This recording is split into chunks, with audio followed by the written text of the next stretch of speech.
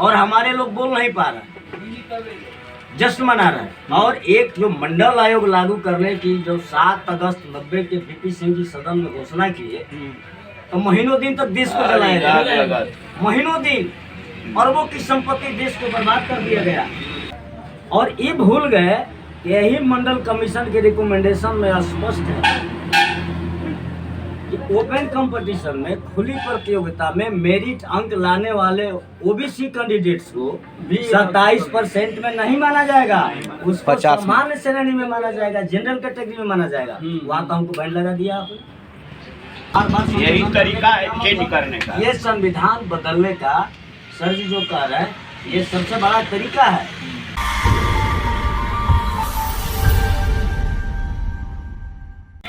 बहुत संत मेरे यहाँ पैदा महावीर आए, बुद्ध आए, 1300-1400 के आसपास कबीर और रविदास आए, उसके बाद पेरियार आए, ज्योतिबा फुले आए। सब धर्म का मतलब एक था, प्रेम, मोहब्बत, भाईचारा, इंसानियत और मानवता को कम। हाँ, अंधविश्वास और पाखंड से अलग।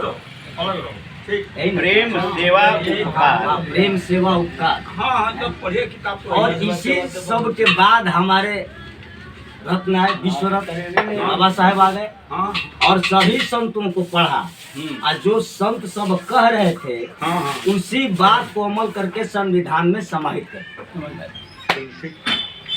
करे। तो जो आज पूर्ण रूप से हमारा संविधान सिर्फ लागू हो जाए, तो इससे खूबसूरत संविधान दुनिया में है ही नहीं कहीं। कोई छेड़छाड़ नहीं करे ना, तो कोई दिक्कत नहीं। तो बाबा साहब भी कहे हैं, अच्छा आदमी के हाथ में यदि संविधान कितना ही अच्छा हो, गलत आदमी चलाने वाले लोग गलत मानसिकता के होंगे, तो अच्छा होते हुए भी बुरा साबित होगा। संविधान कितना भी खराब हो, हाँ। लेकिन चलावे वाला अच्छा हुई तो अच्छा साबित हुई। संविधान देखिए, संविधान हमारा भारत का संविधान है, ये मामूली संविधान नहीं है। दुनिया के संविधान पढ़ करके, दुनिया के सब व्यवस्था पढ़ करके बाबा साहब ने संविधान बनाया, और कोई मामूली आदमी नहीं।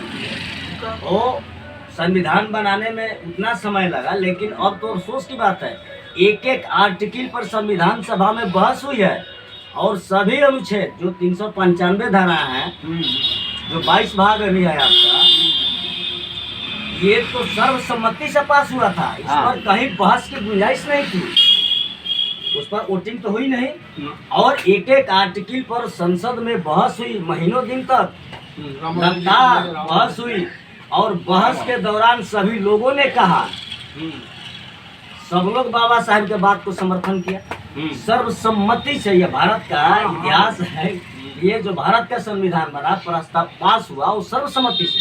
और बाबा साहब की कमेटी में जी अकेले थोड़े थे, और लोग उनके कमेटी में लोग थे, ड्राफ्टिंग कमेटी के चेयरमैन थे, मेंबर और लोग थे, कई समितियां थी, लेकिन हाँ, लेकिन सब लोग कहीं ना कहीं कोई ना कोई बहानाबाजी करके, कोई इधर कोई उधर रहा। लेकिन बाबा साहेब ही अकेला आदमी थे, दुनिया को पढ़ करके संविधान बनाने का काम किया। अब बी.एन. राव को समर्थन, बी.एन. राव उस जमाने का जो थे वो भी विद्वान आदमी थे, वो कुछ सलाह दे रहे थे, कुछ ले रहे थे, बाबा साहब कुछ दे रहे थे। तो ये तो अजूबा चीज़ है हमारा संविधान। आज देख लीजिए ना, हर बात पर अमेंडमेंट हो रही है, हर बात पर अमेंडमेंट हो रही है संविधान में, हर बात। यही तरीका है चेंज करने का, ये संविधान बदलने का सर जी जो कह रहे हैं, ये सबसे बड़ा तरीका है। अरे ठीक है, बाबा साहेब ने 300 आर्टिकल 68 में ये व्यवस्था कर दिया है कि संसद को अधिकार रहेगा संविधान, लेकिन किस परिस्थिति में रहेगा और बात पर संशोधन कर दीजिए, तो गलत है। इसके लिए तो नहीं देते। विशेष परिस्थिति में यदि इस तरह का कोई व्यवस्था हो तो संविधान संसद में संशोधन कर सकते हैं, कुछ नए आर्टिकल क्लॉज जोड़ सकते हैं। लेकिन आप तो बात बात पर अमेंडमेंट कर रहे हैं, बात बात पर अमेंडमेंट कर रहे हैं। जो हमारा संविधान है अभी, ये जो आर्टिकल 15(4) और 16(4) है, 15(4) का आता है सामाजिक और शैक्षिक दृष्टि से पिछड़ों को शिक्षा में आरक्षण देना है। आर्टिकल 16(4) का आता है कि सामाजिक और शैक्षणिक दृष्टि से पिछड़ों को सेवाओं में, नौकरी में आरक्षण देना है। आर्थिक शब्द कहीं संविधान में नहीं है, कहीं नहीं है। आप पूरा संविधान खोज कर देखिए, आर्थिक आधार कहीं है ही नहीं। लेकिन ये जो सरकार है, ये जो यही मोदी जी की पहली सरकार मनमाने तरीके से संविधान को संशोधन कर दिया, और जो आपका 15(4) और 16(4) है उसमें उपबंध कर दिया गया है 15(6) और 16(6), और आर्थिक आधार आरक्षण शब्द लिख दिया गया है, और सामान्य वर्ग के लोगों को 10% आर्थिक आधार पर आरक्षण दे दिया, जो संविधान में कहीं नहीं। देखिए, संविधान में खत्म नहीं है, आत्मा है कि खत्म हो डर जाएगा। अब लिख दिया आर्थिक आधार आरक्षण, उसमें अब बचेंगे नहीं। आज जो आर्थिक आधार लेकर के दे दिया, अब एक तरफ से कह दिया संविधान कि आरक्षण 50% से ज्यादा नहीं हो सकता है, सुप्रीम कोर्ट कहा, कार्रवाई करी, लेकिन संविधान में सीमा का कोई बंधन नहीं है, नहीं है।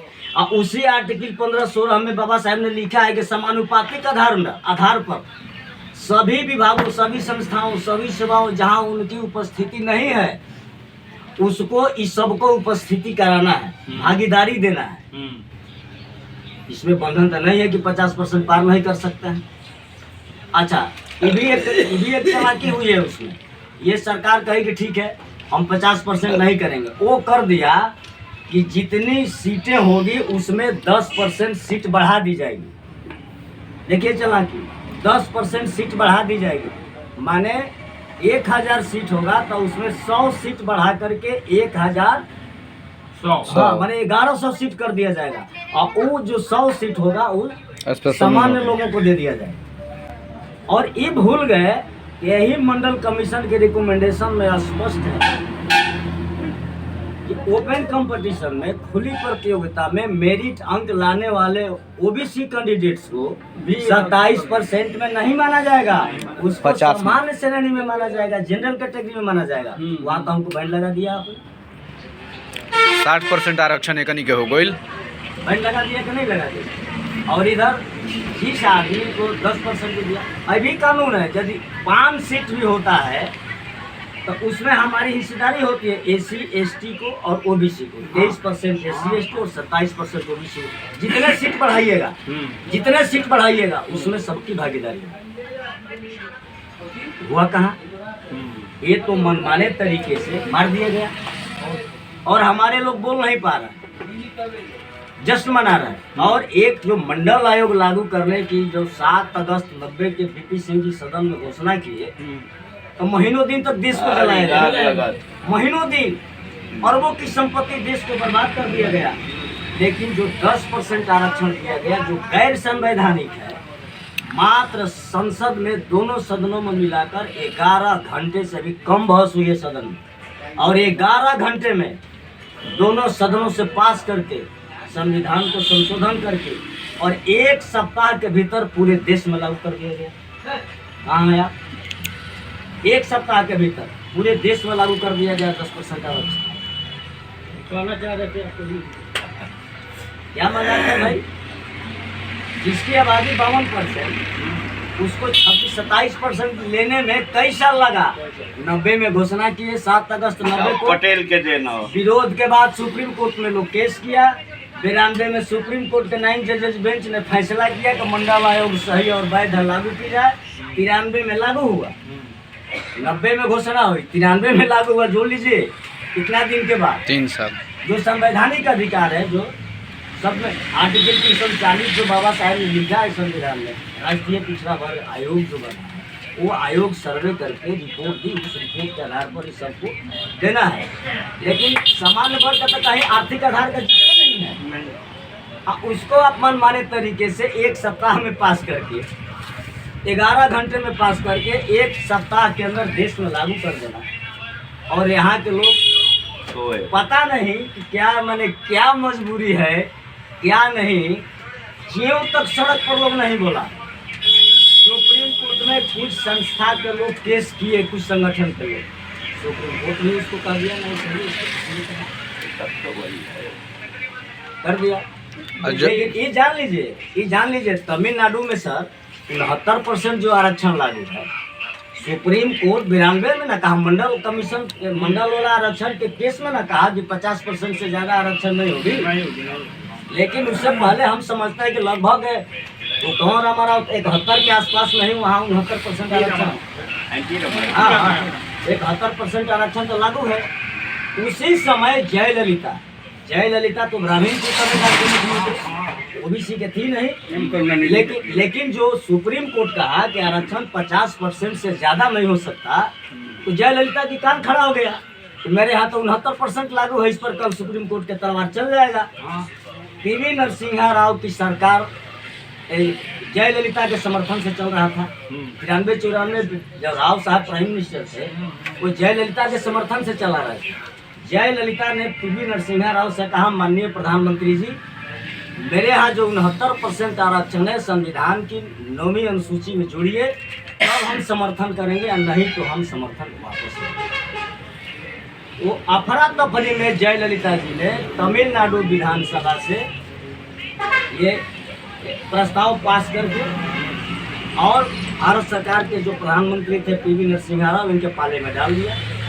और पीवी नरसिम्हा राव ने 93-94 में उसको लोकसभा राज्यसभा से पास करके संविधान की 9वीं अनुसूची में डाल दिया, जो है सुप्रीम कोर्ट 69% आरक्षण।